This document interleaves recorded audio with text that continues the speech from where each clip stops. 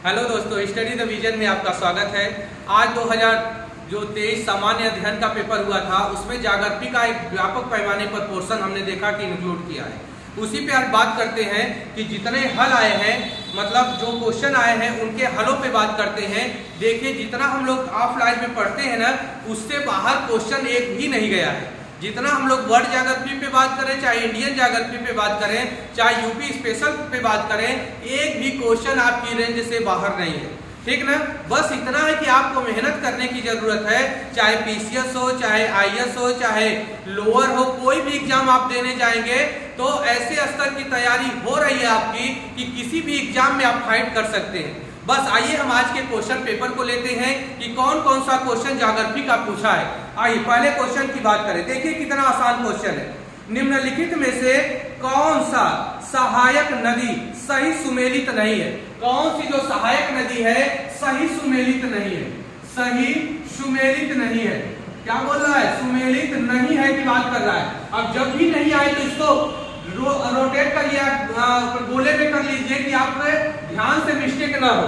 ठीक है ना? तो नहीं पूछ रहा है तो दे रहा है कि मंजरा नदी गोदावरी। पहला ऑप्शन दिया है, ये वाला मंजरा दिया है, मंजरा नदी दिया है गोदावरी, और यह बिल्कुल सहायक सही आंसर है कि मंजरा जो नदी है, कौन सी नदी? मंजरा नदी है जो गोदावरी की सहायक नदी है।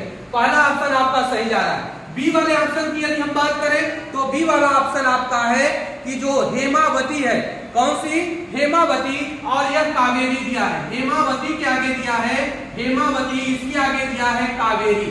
कौन सी नदी है? कावेरी नदी, और यह भी बिल्कुल सही आंसर है। हेमावती किसकी सहायक नदी है? कावेरी की सहायक नदी है। तीसरे की तरफ बात करें, सी की तरफ चले तो सी वाला दे रहा है मालप्रभा नदी कृष्णा। मालप्रभा और घाट प्रभा दोनों दोस्तों किसकी सहायक नदी है? कृष्णा की सहायक नदी है। किसकी है? कृष्णा की सहायक नदी है। डी की बात करें तो डी वाला जो क्वेश्चन आपको मिल रहा है, प्राणहिता दिया है महानदी। प्राणहिता या प्राणहिता दिया है महानदी, और यही दोस्तों ऑप्शन गलत है, क्योंकि जो प्राणहिता है वह गोदावरी की सहायक नदी है। किसकी है? गोदावरी की सहायक नदी है प्राणहिता।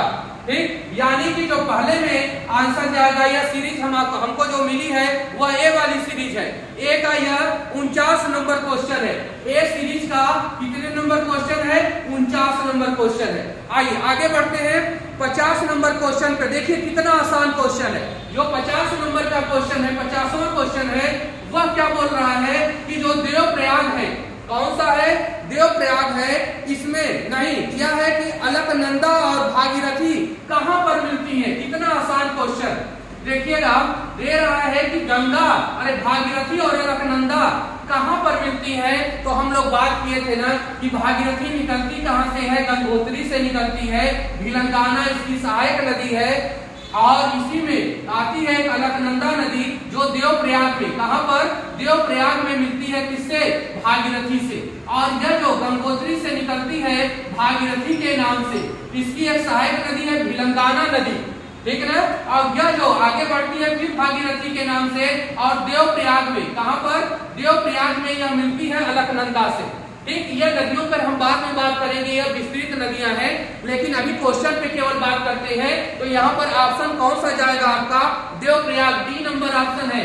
डी नंबर है। ए सीरीज का 50वां क्वेश्चन है।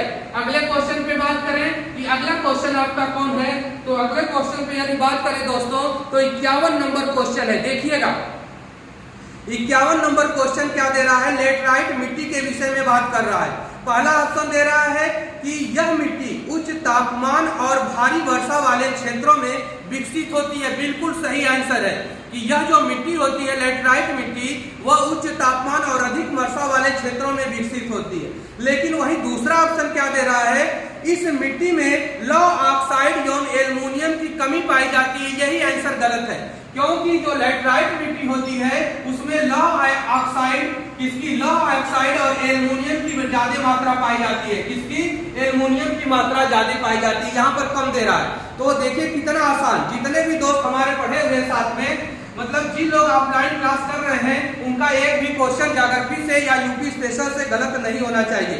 अगले क्वेश्चन पे बात करें तो दिया है अगला क्वेश्चन, इसमें कौन सा ऑप्शन सही होगा? केवल एक। कौन सा होगा? केवल एक। ठीक, अगले क्वेश्चन पे बात करें तो दिया है पराबैंगनी किरणों को अवशोषित करने वाला ओजोन परत किस वायुमंडल के स्तर में स्थित है? समताप मंडल में दोस्तों। किसमें है? समताप मंडल में जो पराबैंगनी को अवशोषित करने वाली जो क्या बोलते हैं वायुमंडल है वह है समताप मंडल। अगले क्वेश्चन पे देखिए कितना आसान क्वेश्चन दिया है। यमुना नदी, कृष्णा, गोदावरी दिया है। यमुना, कृष्णा, गोदावरी और एक लास्ट में दिया है महानदी। इनके उद्गम स्थान को दिया है महानदी। अब यमुना के आगे दे दिया है सिन्हावा। क्या दिया है? सिन्हावा। दूसरा दे दिया है, दूसरा है नासिक। कौन सा है? नासिक दिया है। तीसरा दिया है महाबलेश्वर। कौन सा है? महाबलेश्वर है। और चौथे की बात करें तो यमुनोत्री दिया है। कौन सा? यमुनोत्री दिया है। यदि बात किया जाए तो यमुना नदी यमुनोत्री से, कृष्णा नदी महाबलेश्वर से, गोदावरी नदी नासिक के त्रयंबक से, नासिक के त्रयंबक से, महानदी सिन्हावा पहाड़ी जो छत्तीसगढ़ में है। मैदान का पूर्वी हिस्सा है जो छत्तीसगढ़ में, उसी पर स्थित है सिन्हावा पहाड़ी और इसी से निकलती है महानदी छत्तीसगढ़ वाले इलाके से। देखिए कितना आसान क्वेश्चन दे रहा है। यह 53 नंबर क्वेश्चन है। 54 की बात करते हैं। 54 थोड़ा सा कठिन कारण वाला क्वेश्चन दे दिया है, लेकिन आपकी रेंज से यह भी बाहर नहीं क्वेश्चन है। कथन कारण वाला है लेकिन यह भी क्वेश्चन आपके रेंज में है और दिया है दक्षिण पश्चिम मानसून। किसकी बात कर रहा है? दक्षिण पश्चिम मानसून की बात कर रहा है, यानी कि जो अरब सागर से मानसून आ रही है इसकी बात कर रहा है। और इसमें भी तमिलनाडु की बात कर रहा है। किसकी बात कर रहा है? तमिलनाडु की। और बोल क्या रहा है कि दक्षिण पश्चिम मानसून मौसम के दौरान तमिलनाडु का जो तट है शुष्क रहता है। दोस्तों यह तट शुष्क रहता है क्योंकि यहाँ पर सह्याद्री पर्वत श्रृंखला है और यह इन मानसूनी पवनों को ब्रेक करती है और इन क्षेत्रों में भारी बारिश करती है। लेकिन यह जब पार करती है तो यह शुष्क हो जाती है, जिससे इसका तट भी क्या होता है? शुष्क हो जाता है। पहला ऑप्शन सही जा रहा है। दूसरे ऑप्शन की बात करें कि तमिलनाडु तट बंगाल की खाड़ी की शाखा के समानांतर स्थित है और दक्षिण पश्चिम मानसून की अरब शाखा वृष्टि छाया क्षेत्र में स्थित है। यानी कि तमिलनाडु यह दोस्तों वृष्टि छाया क्षेत्र हो जाता है क्योंकि जब यहीं पर पश्चिमी घाट पर अधिक वर्षा करती है तो इसमें नमी की मात्रा कम हो जाती है, जिससे ठीक इसके तमिलनाडु वाले इलाके में वृष्टि छाया क्षेत्र डेवलप हो जाता है और यहाँ पर वर्षा ज्यादा नहीं होती है। तो दोनों ऑप्शन कथन और कारण दोनों सही है। अगले क्वेश्चन की बात करें तो अगला क्वेश्चन दिया है 55 नंबर क्वेश्चन। यह 54 नंबर था। 55 नंबर क्वेश्चन क्या दे रहा है कि रामगंगा नदी कन्नौज में गंगा से आकर मिलती है। बिल्कुल सही बात कर रहा है। यह उत्तर प्रदेश की बात कर रहा है कि जो रामगंगा नदी है, कौन सी रामगंगा नदी है, वह कहां पर आकर मिलती है? कन्नौज में। कहां पर आकर मिलती है? कन्नौज में। यानी कि यहाँ पर आगरा रे जालौन के बाद है औरैया के बाद है कन्नौज और यही कन्नौज में आकर यहाँ पर गंगा बिजनौर से होकर जाती है और प्रयागराज और यहीं पर आती है रामगंगा नदी। कहाँ पर मिलती है? कन्नौज में रामगंगा नदी आकर किससे मिलती है? गंगा नदी से मिलती है। यह सही आंसर जा रहा है। दूसरा क्या दे रहा है कि बेतवा नदी प्रयागराज के पास यमुना नदी से मिलती है। यहाँ पर डाउट है क्योंकि प्रयागराज यहाँ पर है दोस्तों और यह जो बेतवा नदी है ललितपुर झांसी होते हुए हमीरपुर, कहाँ पर? हमीरपुर में आकर यमुना नदी से मिलती है। कहाँ पर? हमीरपुर में आकर किससे मिलती है? यमुना नदी से मिलती है। जबकि यह आंसर प्रयागराज की तरफ मूव कराना चाह रहा है तो यह गलत हो जाएगा। इसमें सिर्फ केवल एक होगा। अब देखिए कितना आसान क्वेश्चन दिया। चंद्रप्रभा वन्य जीव अभ्यारण्य उत्तर प्रदेश के किस जनपद में है? चंदौली चंद्रप्रभा यानी कि चंदौली में कौन है? चंद्रप्रभा है। चंदौली में है चंद्रप्रभा, ठीक ना। और यह सबसे पहला वन्य जीव अभ्यारण्य है उत्तर प्रदेश का। ठीक, अगले क्वेश्चन की तरफ बात करें तो दिया है अगला क्वेश्चन। कितना आसान क्वेश्चन दिया है। निम्नलिखित में से कौन सा दर्रा सुमेलित है दिया है। दर्रे की बात कर रहा है तो दर्रा तो आप लोगों से गलत होने वाला नहीं है क्योंकि हम जानते हैं ना जिस हिसाब से हम लोग कवर किए हैं उस हिसाब से दर्रा गलत नहीं होना चाहिए। और दिया है अघिल दिया है। अघिल अरुणाचल प्रदेश। यदि हम नहीं जानते हैं तो इस पे बात नहीं करते। यहाँ पर दिया है अरुणाचल प्रदेश। कहाँ दिया है? अरुणाचल प्रदेश, पहला ऑप्शन। दूसरा, कौन सा दर्रा सुमेलित है बोल रहा है, कौन सा दर्रा सुमेलित है, तो पहला है कि नहीं हम छोड़ देते हैं। दूसरे पे बात करते हैं दीफू दर्रा। कौन सा दर्रा है? दीफू दर्रे की बात करते हैं। तो दोस्तों ये तो हम पढ़ चुके हैं ना। दीफू दर्रे के आगे आपको दे रहा है लद्दाख। क्या दे रहा है? लद्दाख दे रहा है। यानी कि जो लद्दाख है दीफू दर्रे से इसका कोई रिलेशन नहीं है। यानी कि दीफू दर्रा जो है अरुणाचल प्रदेश में है। कहां पर है? अरुणाचल प्रदेश में। कौन सा दर्रा है? दीफू दर्रा। यह भी ऑप्शन गलत हो गया। तीसरे की बात करें तो तीसरा ऑप्शन जा रहा है नीति दर्रा। कौन सा दर्रा है? नीति दर्रा। और इसके आगे दे रहा है उत्तराखंड। यह बिल्कुल सही आंसर जा रहा है। नीति, माना और लिपुलेख, यह तीनों दर्रे कहां पर हैं? उत्तराखंड में है। यही ऑप्शन आपका सही जा रहा है, यहाँ पर सी होगा। और चौथा दिया है माना। चौथा दिया है माना और इसके आगे दे दिया है हिमाचल प्रदेश। कौन दिया है? हिमाचल प्रदेश। यानी कि यह गलत हो जाएगा क्योंकि यहाँ पर उत्तराखंड होना चाहिए। नीति, माना और लिपुलेख। आइए आगे बात करते हैं, अगले क्वेश्चन की तरफ बात करते हैं। तो यह भी क्वेश्चन आपकी पकड़ में रहा, ठीक ना। यहाँ से कोई क्वेश्चन आपको गलत नहीं मिलेगा जिससे आप लोग यह नहीं कर सकते कि ऐसा पढ़ाया जा रहा है कुछ समझ में नहीं आ रहा। दिया है शिवाना समुद्रम और कल्पक्कम क्रमशः किस लिए महत्वपूर्ण है, तो पहला ही ऑप्शन जल विद्युत के लिए शिवाना समुद्रम। शिवाना समुद्रम जो है, शिवाना समुद्रम जो है वह जल विद्युत के लिए जाना जाता है। किसके लिए? जल विद्युत के लिए जाना जाता है। और जो कल्पक्कम है यह क्या बोलते हैं, नाभिकीय ऊर्जा के लिए या ताप विद्युत ऊर्जा के लिए। नाभिकीय ऊर्जा कल्पक्कम, कल्पक्कम। और जो कल्पक्कम है दोस्तों वह किसके लिए जाना जाता है? नाभिकीय ऊर्जा के लिए जाना जाता है। किसके लिए? नाभिकीय ऊर्जा के लिए। यानी कि पहला ही ऑप्शन इसका सही है। ठीक, अगले क्वेश्चन की तरफ बात करते हैं। अगला क्वेश्चन सीरीज दोस्तों ये है, 1 का 59 क्वेश्चन आ गया। देखिएगा, अब दिया है उत्तर प्रदेश के संदर्भ में निम्नलिखित कथनों पर विचार कीजिए। राज्य के कुल भौगोलिक क्षेत्र का लगभग 12.8% वन है। तो भौगोलिक क्षेत्र का लगभग 12.8% वन पाए जाते हैं, ठीक ना। पहला ऑप्शन सही है, लेकिन दूसरे ऑप्शन में थोड़ा सा डाउट लग रहा है। जौनपुर, गाजीपुर, बलिया जिलों में कोई वन भूमि नहीं है। यहाँ पर थोड़ा हम भी कंफ्यूज हैं, लेकिन हमको अगर गेस करना रहेगा तो दोस्तों हम दोनों की तरफ जाएंगे, क्योंकि जब ऐसा क्वेश्चन देता है ना तो जान लीजिए कि आपकी थीम को समझना चाहता है। और जब पहला सही है तो दूसरे भी सही की तरफ जाना चाहते हैं हम। तो यानी कि यह क्वेश्चन थोड़ा सा डाउट है जो 59 नंबर है, ठीक ना। लेकिन हमारा ऑप्शन बी की तरफ रहेगा, ए और दो दोनों। ठीक, अगले क्वेश्चन पे बात करते हैं। अगला क्वेश्चन देखिए, यहाँ पर भी थोड़ा सा हम डाउट में है।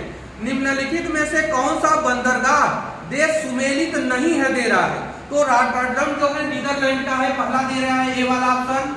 कौन सा है? ए वाला ऑप्शन है रॉटरडम। रॉटरडम पहला है नीदरलैंड, नीदरलैंड। इसमें थोड़ा सा बात करने की जरूरत है। और बी वाला जो है, बी वाला दे रहा है, बी वाला दे रहा है इगारका, चीन। इगारका, बी वाला दिया है इगारका, इगारका चीन। ठीक, इसमें हम थोड़ा डाउट में है, इसलिए हम इस क्वेश्चन को कवर नहीं कराना चाहेंगे। माउंट वीडियो तो सही है, सी वाला माउंट वीडियो। कौन सा है? Mount video. माउंट वीडियो दिया है उरुग्वे, यह तो सही है। उरुग्वे यह महत्वपूर्ण बंदरगाह है जहां से मांस, जो प्रसंस्करण उद्योग है, मांस जो निर्यात किया जाता है इसी माउंट वीडियो से किया जाता है, ठीक ना। और उरुग्वे मांस प्रसंस्करण का एक बृहद केंद्र भी है। और जो चौथा ऑप्शन आप जा रहे हैं, चौथे ऑप्शन की तरफ, यह चौथा ऑप्शन है जकार्ता, इंडोनेशिया। डी वाला जकार्ता, जकार्ता इंडोनेशिया, इंडोनेशिया। इधर हम नहीं जाना चाहेंगे, ठीक ना।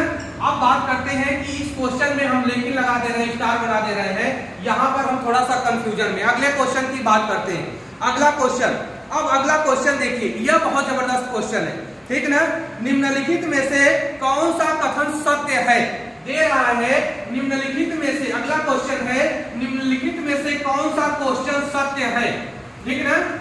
अब यह जो कौन सा क्वेश्चन सत्य है, तो दिया है बेंगुला प्रशांत महासागर की एक ठंडी जलधारा है।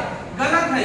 यह ठंडी जलधारा है लेकिन प्रशांत महासागर की नहीं है बल्कि अटलांटिक महासागर की जलधारा है। तो पहला ऑप्शन गलत हो जाएगा, क्योंकि अंगोला में, यह जो अफ्रीका वाला इलाका है, अफ्रीका महाद्वीप वाला, तो यहाँ अंगोला का एक पत्थर है बेंगुला पत्थर। कौन सा है? बेंगुला पत्थर है, और यही से यह जलधारा लग के चलती है और यह ठंडी जलधारा होती है। तो यह अटलांटिक महासागर है। इधर कौन है? अटलांटिक महासागर है। तो यह ऑप्शन आपका गलत हो जाएगा और यह प्रशांत महासागर दे रहा है। दूसरा दे रहा है कि सूर्य, पृथ्वी तथा चंद्रमा एक सिद्ध में होते हैं तो लघु जार आता है। यह भी गलत है दोस्तों। जब सूर्य, पृथ्वी और चंद्रमा, सूर्य, पृथ्वी और चंद्रमा जब एक सिद्ध में होते हैं दोस्तों तो उच्च ज्वार आता है। कौन सा ज्वार आता है? उच्च ज्वार आता है। यह भी ऑप्शन आपका गलत हो गया। अब आगे बात करें तीसरे पे, तो महासागरीय लवणता कर्क और मकर रेखा पर अधिकतम होती है। यह सही आंसर है। क्यों दोस्तों अधिकतम होती है? क्योंकि यहाँ पर वाष्पीकरण की प्रक्रिया तेज होती है, तीव्र होती है, इसलिए कर्क, मकर रेखा और विषुवत रेखा वाले इलाके में जो क्या होता है, लवणता अधिक पाई जाती है। क्योंकि लेकिन विषुवत रेखा वाले इलाके में बरसात भी ज्यादा होती है, इसलिए यहाँ पर लवणता कम हो जाती है। लेकिन कर्क और मकर रेखा दोनों जगह लवणता अधिक पाई जाती है, क्योंकि वाष्पीकरण की दर अधिक होती है, इसलिए वहां उन क्षेत्रों का लवणीकरण, जो समुद्र में लवण पाए जाते हैं, उनकी मात्रा अधिक होती है। तो यह ऑप्शन क्या है? यह ऑप्शन अधिकतम होती है। यही ऑप्शन आपका सही है। बोला है कौन सा सही है? तो महासागरीय लवणता कर्क और मकर रेखा पर अधिकतम पाई जाती है। चौथे ऑप्शन क्या दे रहा है? चौथा ऑप्शन, पृथ्वी पर प्रतिदिन ठीक 12 घंटे और 30 मिनट का ज्वार आता है। दोस्तों ठीक 12 घंटे और 30 मिनट का नहीं बल्कि 12 घंटे और 26 मिनट पर ज्वार आता है। ठीक ना? अगले क्वेश्चन पे बात करें तो अगला क्वेश्चन बहुत ही आसान दिया है। संयुक्त राज्य अमेरिका और मैक्सिको के बीच सीमा कौन सी नदी बनाती है? तो हम लोग तो बात कर चुके हैं, एक बार नहीं कई बार बात कर चुके हैं कि जो संयुक्त राज्य अमेरिका है और मैक्सिको है, कौन है? मैक्सिको है। और इन मैक्सिको और संयुक्त राज्य अमेरिका की बात करें दोस्तों तो यहीं पर है, अरे थोड़ा सा यह मैक्सिको वाला इलाका है और यहीं से बहती है रियो ग्रांडे नदी। इसकी इराकी पर्वत श्रृंखला से निकलती है और इनकी सीमा का निर्धारण करती है मैक्सिको और यूएसए की सीमा का निर्धारण। यूएसए और मैक्सिको की सीमा का निर्धारण, प्राकृतिक बाउंड्री बनाती है कौन सी नदी? रियो ग्रांडे नदी। कौन सी नदी है? रियो ग्रांडे नदी यूएसए और मैक्सिको की प्राकृतिक बाउंड्री का निर्धारण करती है। यानी कि आपका आंसर किधर होना चाहिए? बी की तरफ। अब अगला क्वेश्चन दिया है, निम्नलिखित रेगिस्तानों पर विचार कीजिए और उन्हें उनके आकार के बढ़ते हुए क्रम में व्यवस्थित कर दीजिए। आइए देखते हैं। मरुस्थल की यह बात कर रहा है। किसकी बात कर रहा है? मरुस्थल की बात कर रहा है। और दोस्तों जो पहला मरुस्थल दिया है ना, यह ऑस्ट्रेलिया का मरुस्थल है। कौन सा मरुस्थल है? ग्रेट सैंडी मरुस्थल। ग्रेट सैंडी मरुस्थल, ग्रेट सैंडी। जो ग्रेट सैंडी मरुस्थल है दोस्तों ना, यह लगभग, यह ग्रेट सैंडी जो है 2,84,000 वर्ग किलोमीटर में लगभग फैला हुआ है। और उसके बाद है आपका अरेबियन मरुस्थल। अरेबियन मरुस्थल है। अरेबियन जो मरुस्थल है ना, यह 23,30,000 के आसपास है। इसका 23,30,000 वर्ग किलोमीटर के आसपास है। 30,000 वर्ग किलोमीटर के आसपास। अगला जो आपका दे रहा है सहारा मरुस्थल। अगला दिया है सहारा मरुस्थल। यह विश्व का सबसे बड़ा मरुस्थल है जो 92 लाख, कितना? 92 लाख वर्ग किलोमीटर में फैला है। और जो गोभी का मरुस्थल है वह 12,95,000। गोभी का मरुस्थल, गोभी का जो मरुस्थल है वह 12,95,000 वर्ग किलोमीटर में फैला है। तो इसी को सुमेलित करना है, यानी ए ऑप्शन की तरफ। इसमें जो ए सीरीज का जो पहला ऑप्शन है ए की तरफ हम जाएंगे। अब अगले क्वेश्चन पे बात करें तो अगला क्वेश्चन है कि किलिमंजारो, टुबकन, स्टाइनली और हागर दिया है।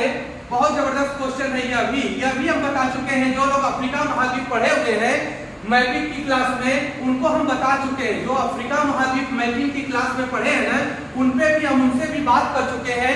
दिया है किलिमंजारो। कौन दिया है? किलिमंजारो दिया है। और इसके आगे दिया है मोरक्को। कौन दिया है?